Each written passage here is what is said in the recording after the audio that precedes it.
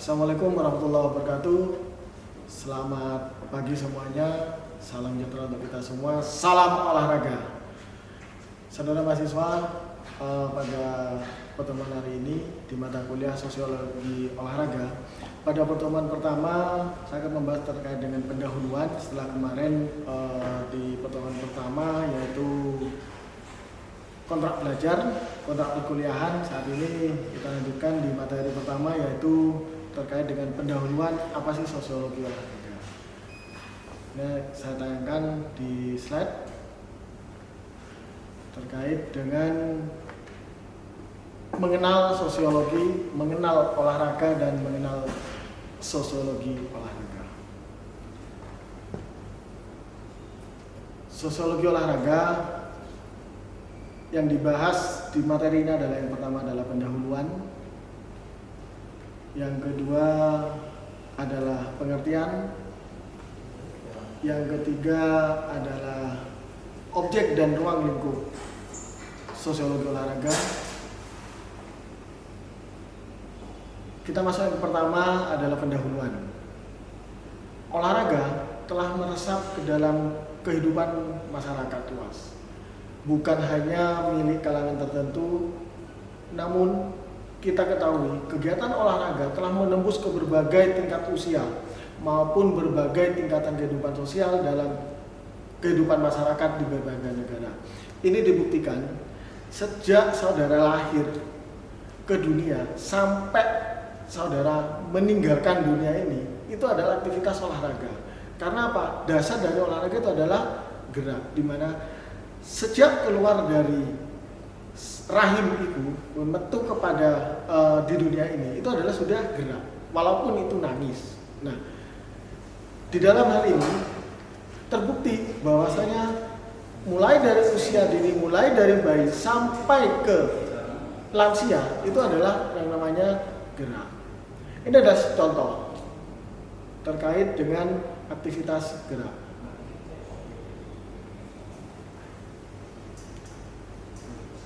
Olahraga akan berhubungan atau berkaitan erat dengan banyak hal dalam kehidupan masyarakat. Artinya, olahraga mempunyai arti sosial yang sangat luas dalam kehidupan masyarakat. Ini sudah nyata dan sudah dibuktikan di dalam kehidupan masyarakat arti sosial di dalam olahraga. Olahraga tidak memandang usia, tidak memandang agama, tidak memandang jenis kelamin. Apa ada di saat mau olahraga, bermain sepak bola, kamu agamanya Kristen, tidak boleh, ini khusus agama Buddha misalnya, tidak ada. Di sana olahraga mengenal semua kehidupan agama, mengenal jenis kelamin. Apa ada di dalam olahraga kamu agama laki-laki jangan ikut olahraga, tidak ada. Nah, sekarang olahraga campuran di bulu tangkis juga ada, di tenis juga ada. Voli yang kita kenal olahraga itu putra putri itu sekarang udah namanya olahraga mix, olahraga campuran, baik itu voli campuran, mix volleyball, baik itu 3 putra dan 3 putri di dalam satu tim. Sepak bola tidak hanya untuk kaum putra saja, tidak tahu untuk kaum wanita laki-laki saja. Namun perkembangannya waktu saat ini sepak bola juga ada yang namanya sepak bola wanita. Artinya olahraga itu tidak memandang jenis kelamin, tidak memandang usia, tidak memandang agama, tidak memandang suku. Gue suku Batak, gue suku Kalimantan, gue suku Madura. Gak mungkin kita membatasi hal itu.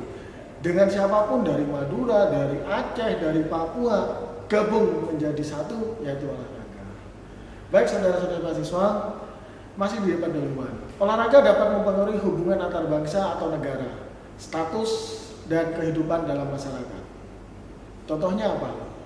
Tidak ada yang namanya antar bangsa Indonesia dengan Malaysia berperang. Namun dengan adanya olahraga kita bisa mempersatukan erat bangsa kita menjadi sebuah bangsa yang bagus antara negara dengan satu negara yang lainnya.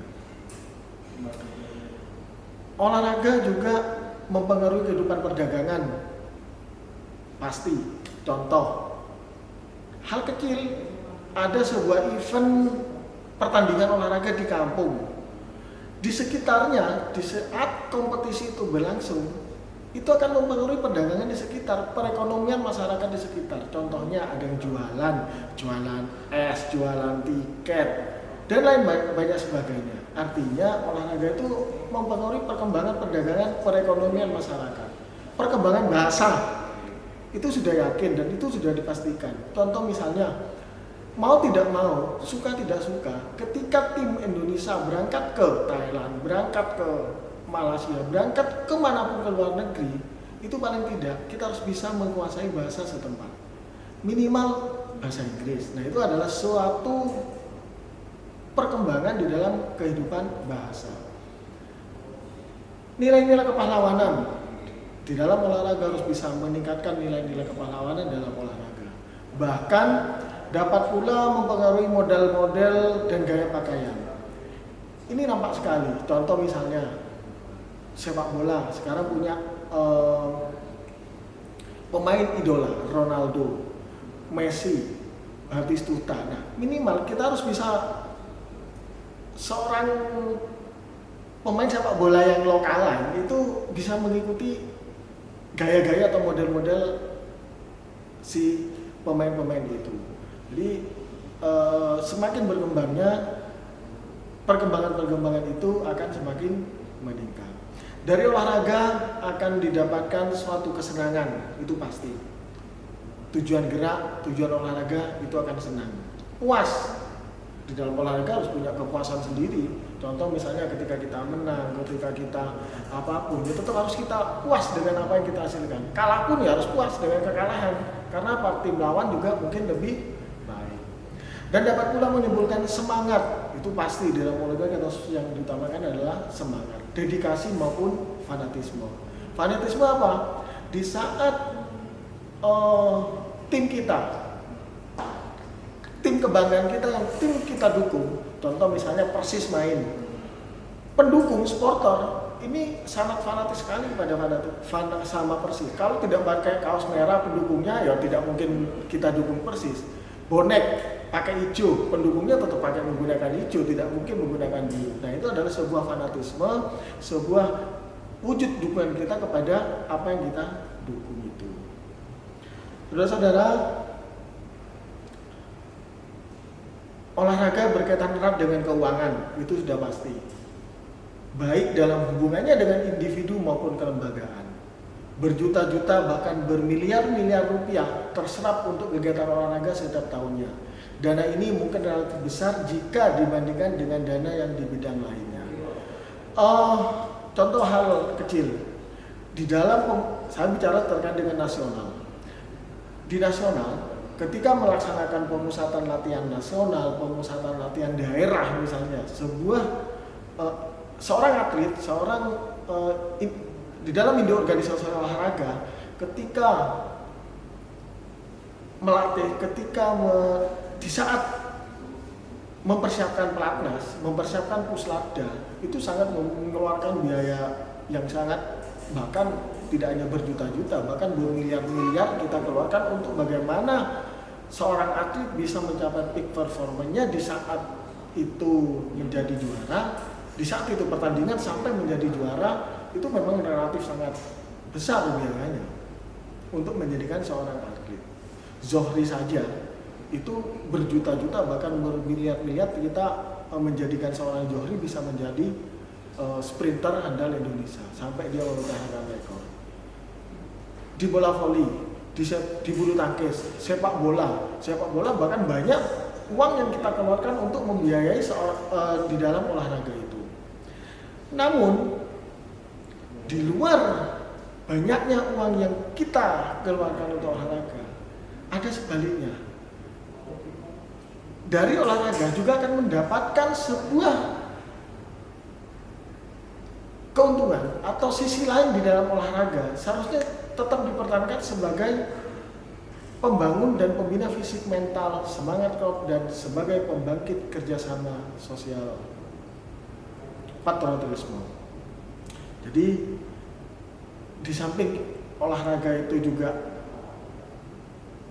banyak mengeluarkan uang, namun di balik itu dari olahraga kita juga bisa bahkan menghasilkan uang. Contoh misalnya kalau atlet berprestasi, atlet individu atau tim yang mempunyai skill bagus, terus penampilan bagus, dia layak jual di masyarakat, dia bisa mendatangkan uang untuk pribadinya, bisa menggandeng seorang sponsor. Kemarin atlet yang mempunyai level internasional, atlet di Paralimpik contohnya, dia pelari ini, dia bisa kontrak dengan Nike. Zohri, dia bisa kontrak dengan produk apa? Pemain bola voli bisa kontrak dengan sepatu. Artinya di samping olahraga itu mengeluarkan banyak uang, juga bisa mendapatkan pendapatan melalui olahraga. Nah, semua itu merupakan bagian dari nasionalisme untuk dapat menimbulkan kekuatan nasional. Jadi semakin banyaknya yang kita keluarkan untuk olahraga, juga akan semakin mempererat kekuatan nasional melalui patriotisme olahraga. Saudara-saudara,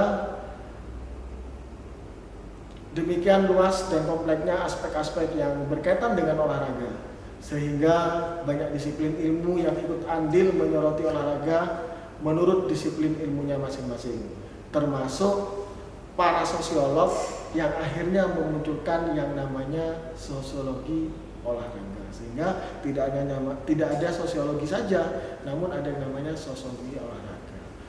Suatu saat mungkin karena ada kajian-kajian bisa lagi juga ada sosiologi hukum.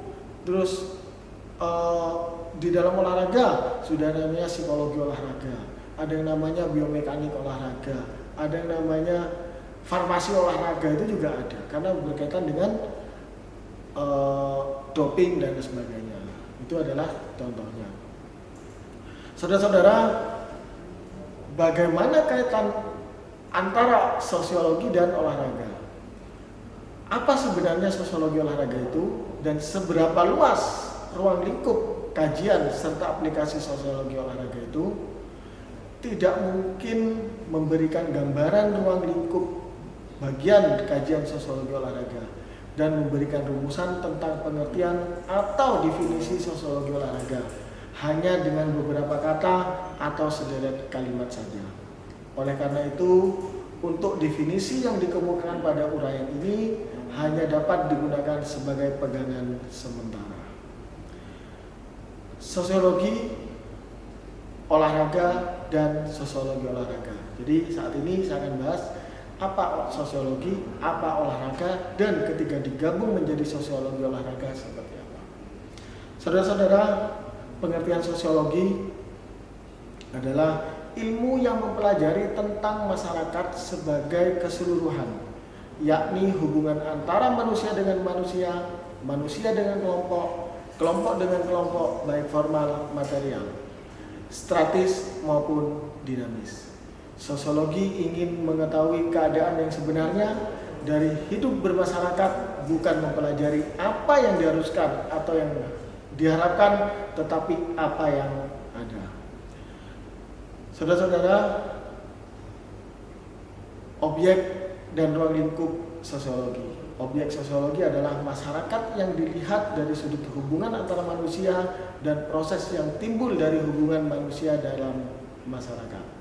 Sedangkan ruang lingkup sosiologi melalui demografi, stratifikasi sosial, organisasi-organisasi sosial, sosiologi, penyimpangan dan pengendalian sosiologi serta perubahan sosial.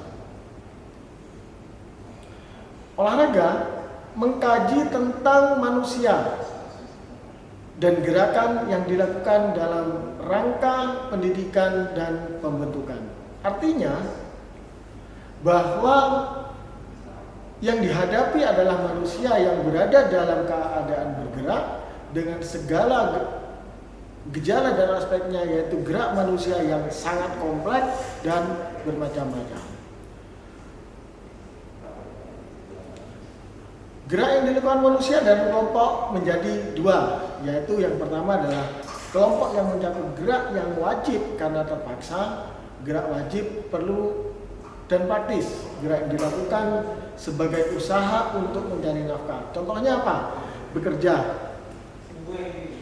Kelompok yang mencakup gerak-gerak spontan, bebas, keluar dari hati sanubari manusia, merupakan ekspresi keadaan jiwa dan dilakukan bukan karena keadaan terpaksa atau paksaan dari luar. Nah, saya yakin Anda setuju di bawah penjelasan yang barusan terkait dengan olahraga. Pada dasarnya, gerak dalam olahraga cenderung termasuk ke dalam kelompok yang kedua, berada dalam kondisi yang khusus, yakni kemampuan-kemampuan yang harus dan perlu diusahakan agar dapat disesuaikan dengan tuntutan dan keharusan manusia yang sedang dalam keadaan bergerak. Aktivitas olahraga di tengah-tengah kehidupan masyarakat semakin kompleks dan rumit, bukan berdiri sendiri yang terlepas dengan kondisi masyarakatnya, tetapi selain berkaitan dan saling mempengaruhi. Persoalannya adalah apakah objek sosiologi olahraga tersebut, yakni interaksi sosial dan proses sosial dalam kaitannya dengan kondisi dan ruang lingkup aktivitas olahraga, dan apakah juga terjadi pada kondisi kehidupan olahraga itu tersendiri. Jawabnya, pertanyaan tersebut di atas itulah yang sebenarnya menjadi kajian dalam pengembangan serta ruang lingkup dan sasaran sosiologi olahraga. Sekarang sosiologi olahraga. Sosiologi olahraga dapat diartikan sebagai cabang dari sosiologi, tetapi juga sebagai cabang dari ilmu olahraga. Oleh karena itu, sosiologi olahraga merupakan sosiologi yang khusus dan juga merupakan ilmu yang khusus. Demikian sebenarnya bahwa sosiologi olahraga merupakan tempat perpaduan, tempat bercampurnya atau melting pot antara sosiologi dan olahraga. Saudara-saudara, ini adalah sebuah gambaran, ada yang namanya sosiologi, ada yang namanya olahraga. Melting potnya apa? Perpaduannya apa? Percampurannya apa? Menjadi kajian yang namanya sosiologi olahraga. Ini adalah sebagai ilmu terapan atau applied science. Demikian yang dapat saya sampaikan dalam materi hari ini. Mudah-mudahan saudara semua bisa mempelajari materi yang saya sampaikan pada hari ini. Sampai jumpa minggu depan pada pertemuan ketiga dengan materi yang lain. Terima kasih, selamat belajar, salam sehat selalu, dan salam olahraga. Assalamualaikum warahmatullahi wabarakatuh.